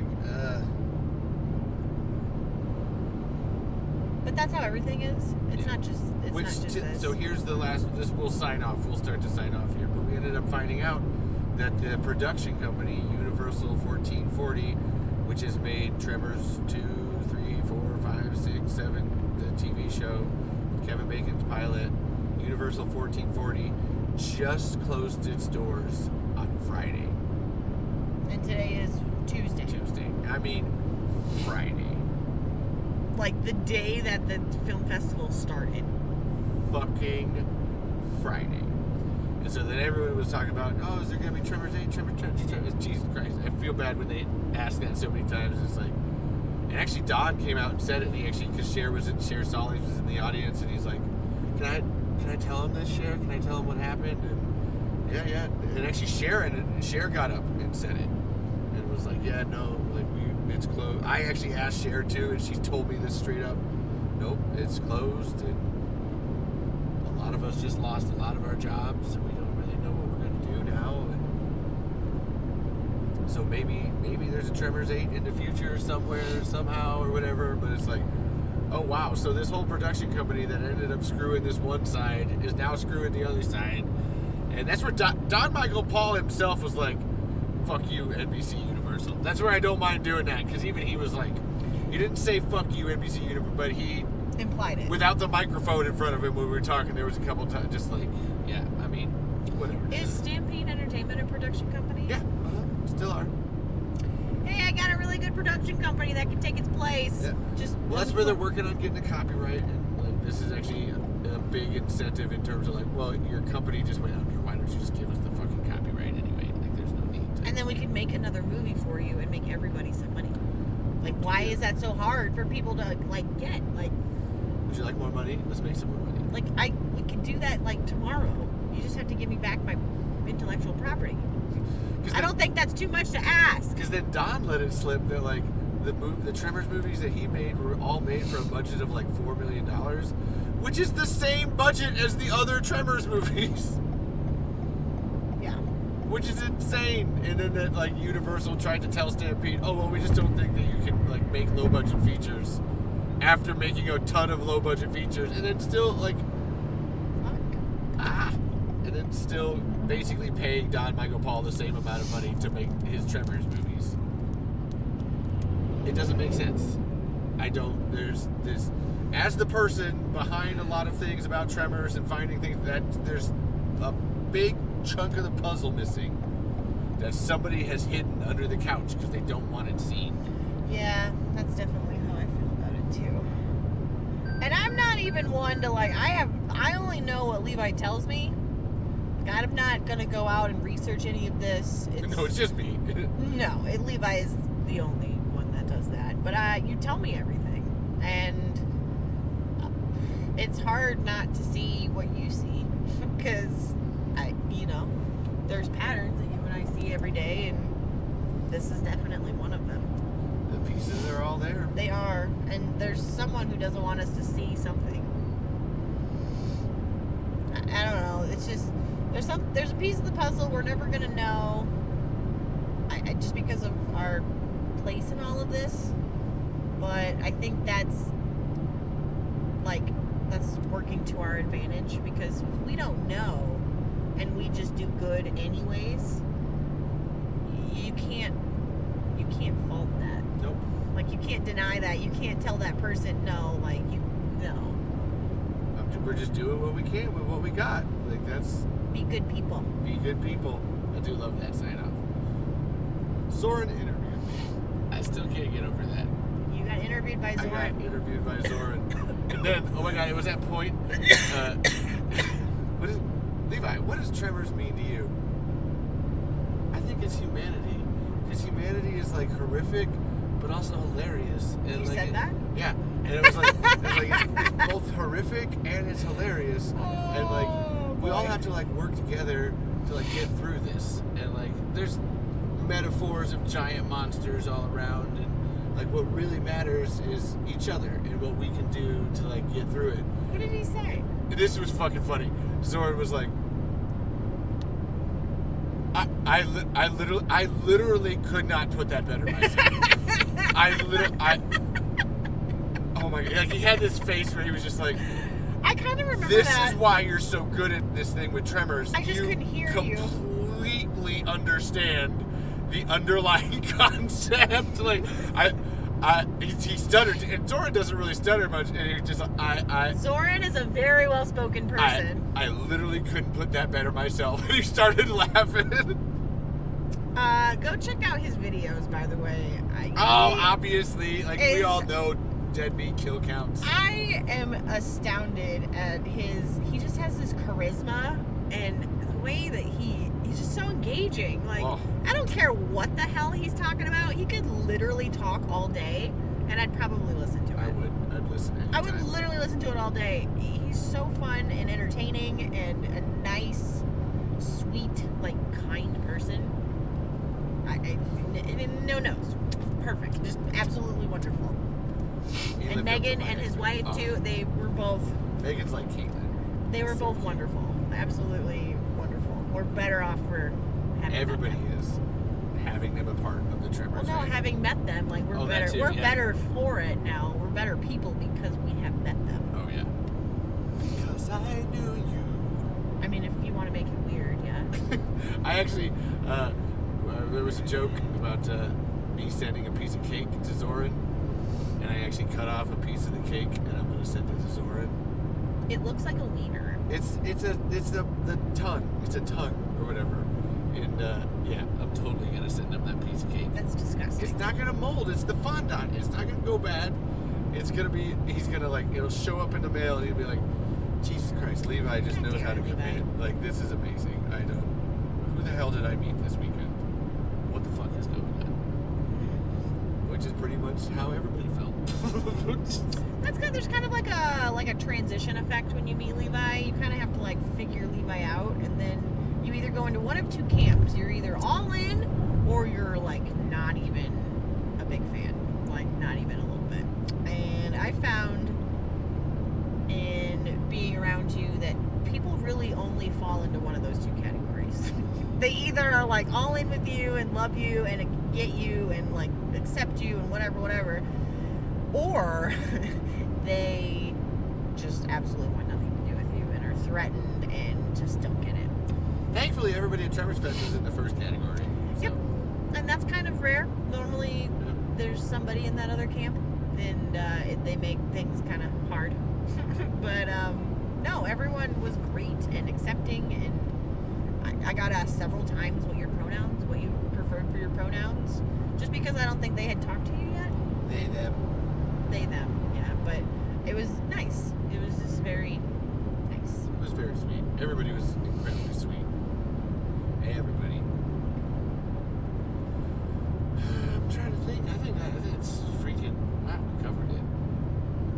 How many miles have we driven? I don't know. We've been going for an hour and 45 minutes. Really? Yeah. I know, right? What a great way to spend Kansas. Oh no, we just started Kansas. I know. It's just so flat. Actually, it's not too bad. A lot of windmills around. There are a lot of windmills, yeah. Yeah. Santa Fe was a beautiful city. Would love to go back again. We stopped at Hot Springs on the way. One of them was on a mountain hike. That was interesting. Actually, I like that one the best. Yeah, we saw the Stargate Mountain. Now we're did. Got Michael Gross's number, Don Michael Paul's. I still don't know how to feel about those things, man. I thought talking about this would help. It just kind of makes it more real. It was her idea to do this. I thought it would help me like emotionally unpack from everything, but now it's just making me think about it, and I'm like, holy shit, that really all happened. That was all true. Like, it all sounds kind of made up, and I say this a lot in my real life. Like, a lot of the things that happen with or around us sound made up. Like, it sounds like we're embellishing what actually happened for comedic effect. I wish that was the case. If I could embellish what goes on in our life for comedic effect, I would. But there's no way that can happen because everything is so fucking already there. Everything is so dramatic and stupid, and like this. And I'm talking about like in our personal lives with our family. Everything. And this added on top of that it gets to be a little bit unbelievable. I'm here to tell you, it's every single one of these things happened. I've got pictures to prove it if you need, but no, every single one of these things is true. I can back it up for they all really did happen. Let it be known that goes for every episode of this podcast. Like, she could vouch for every single moment of everything I've said. I know it does sound a little ridiculous, but it is inherently true. And I'm gonna let you in on a little secret about Levi. You really cannot lie. I can't. Levi tried to throw me a surprise birthday party last year. It made you physically ill. Physically, like, to the point where I ended up eventually having to tell her like a day before. You know, you told me like a week before because you. No, it was like a day. I made it. You could not hold it in. I made it just the day before, and I was just like. But it was making you physically sick, and you could not hold it in. You can't lie. You can't. It's not possible. It took everything. That is a lot of the reason that people sometimes don't like you or just it's don't also get the you. reason a lot of people do like me. Yes. 100% honesty. That's where it's my metric for like if someone likes me or not. It's like, oh, so you're an honest person. Cool, that's great then. I can trust you. I can work with that. That's I can't great. do the other. Yeah. If you don't, I'm always like, oh, so then what are you hiding? Like, Yeah. Fuck. Yeah. So yes, we had an incredibly honest weekend all around. Yeah. Yeah, I was brutally honest at some points. Yeah. Yeah. Like you said, Michelle, you fucking tell them. She's feisty as shit, and I feel like I just love her, and Oh, she was. Oh, she was adorable. I just really enjoyed meeting her. She has a fun energy. She snaps, man. She's pretty feisty, yeah. Oh, it's so good. Any other last thoughts, babe, before we wrap it up and I thank people? No, I have no other thoughts. All right. Except I'm ready to be done driving, but we have so much Well, driving. I will trade out after this. There's nowhere to trade out. Like, it is We'll just figure it out, babe. We'll figure it out. just flat There'll be forever. a rest area or something. We'll get it. We'll get it. Okay. Teamwork makes the dream work. Okay. So yeah, that was the Tremors Fest. Oh my God, that guy talking about the trip. We made the specialty pools at the Tremors Pale Ale. Did you get that on video? I did several times. Because they had a Tremors Rail Ale that one of the breweries made or whatever. And Michael did intros before every movie, and then this guy was also in the tag of like, I'm talking about the Tremors Pale Ale. It was very hard to understand. It was very different. And Michael Gross was trying really hard to be cool. He communicated it for us. Well, no, the look on Michael Gross's face, he was just like. We'll get through this, buddy. This is take 6. We got this. No, his eyes just got really big at one point. He was trying really hard to like understand what that man was saying. It's funny. Yeah. So thank you to everybody for listening. Thank you to all the people that attended Tremors Fest. Like I said, Damien, Sawyer Harriman, Mitchell Bennett, Bennetine, Pink Allen, Daniel Trujillo, Amy, I think it was Amy Sawyer Hellenberg. You're the one that got Zoran's ticket. Thank you for that. That's super appreciated. Derek Hilliers, who I imagine they listened to the podcast on the way home because he freaked out when I told him, what? You have a Tremors podcast? Oh, dude. Yes, make sure you bring the kiddos back next year. We're gonna try and bring our kiddos too. Oh yeah, we're gonna bring the nephews next time just because. I hope that Tremors Fest is ready for them because I don't think they are. You think I'm bad? This is basically Levi, and then you add 3 more people who are a lot like They're Levi even more fun. with the same amount of energy, and they're so fucking cute that you can't ever tell them no. It's really bad. Let's see. Sorry, I'm being distracted. No, you're good. Michael from Mike's Comics, Austin Ecker, Zach Willie. Again, I love your collection, and I'm going to get you to sign my pants and that book. I know you don't want to sign that book because it depreciates the value. No, it doesn't. I'm never going to sell it. I just want people's signatures in it. Like, who would sell stuff like that? Like, you're just going to keep it. You would literally like die before you sold Never. that stuff. Who else? Oh, then Trina's family and Rory McLaughlin and Kaitlin and it was Trina and Trinity, I think it was actually too. That whole family, you guys were adorable and amazing. So I say name tags because I see people coming up and talking to me and honestly, if you were at Tremors Fest and we talked, I actually did love you. All of you people. You were all great. I did not meet a single bad person.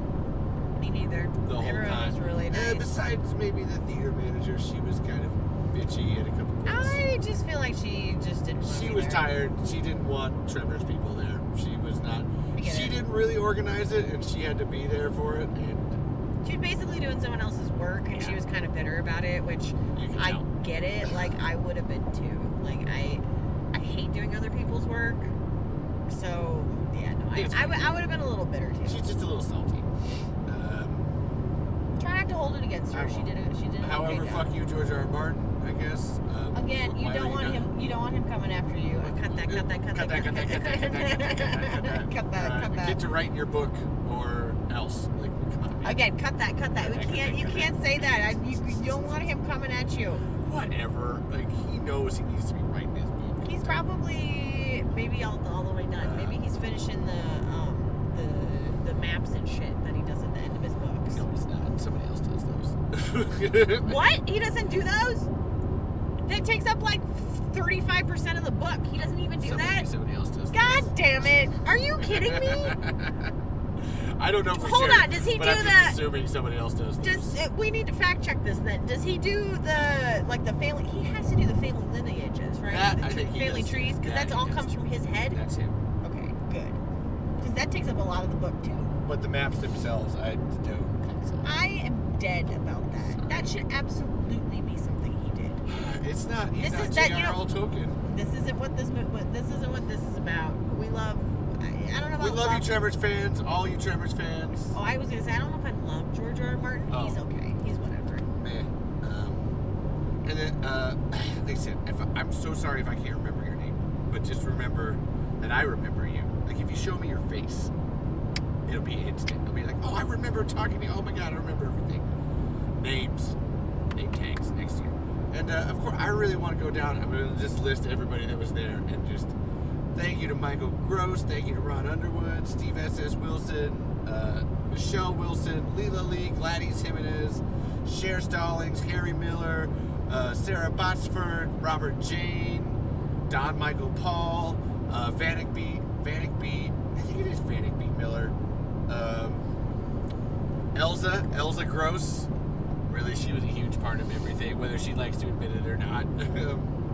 She's the one that keeps her gummer steady, and she's very important. Oh, yeah. I think that was actually it. I think I did it. Thank you all for being there. We're going to get more people next year. You know who you are. I'll find you. I got your emails and your phone numbers. We're gonna figure this out. Second annual is gonna be even bigger than the first. Oh yeah, because it's Tremors 2. It's a sequel. Wow. That's very, very on the nose. And thank you to everybody that missed it too. I know there's a lot of people that wanted to come that couldn't. Super appreciate. Next year.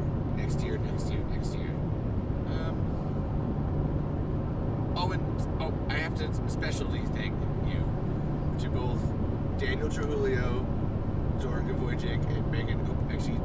Daniel Trujillo, Zoran Gavojik, Megan Gorman, and Kaitlin. All four of you guys, we spent a lot of time together, interacted a lot together. I love all of you guys so much.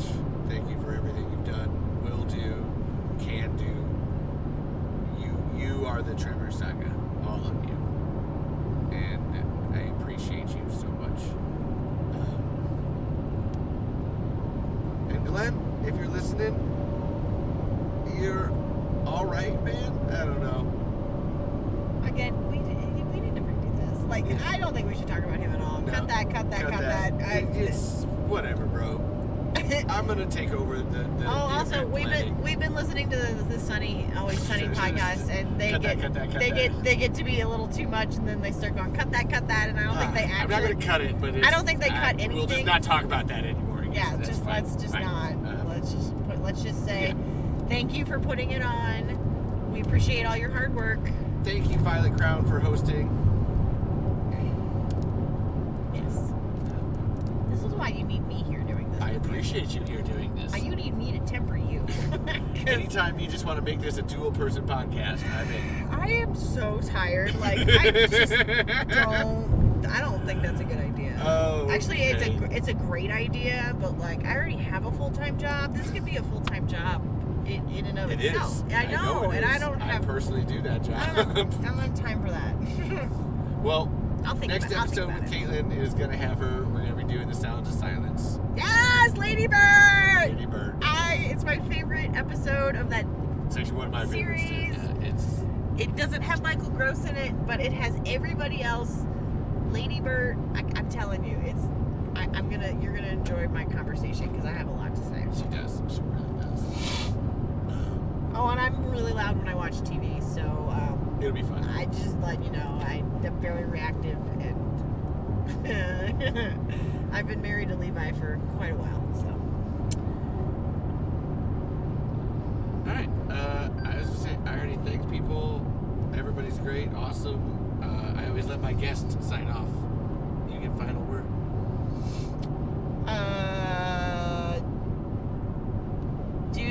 Continue always doing what you can with what you got, and be kind.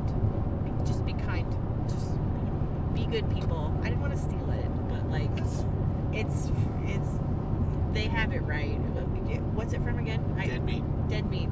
That's how they sign off on other stuff, and I really, really like it. Just be good people. Just be kind. Be good. It's not that hard, and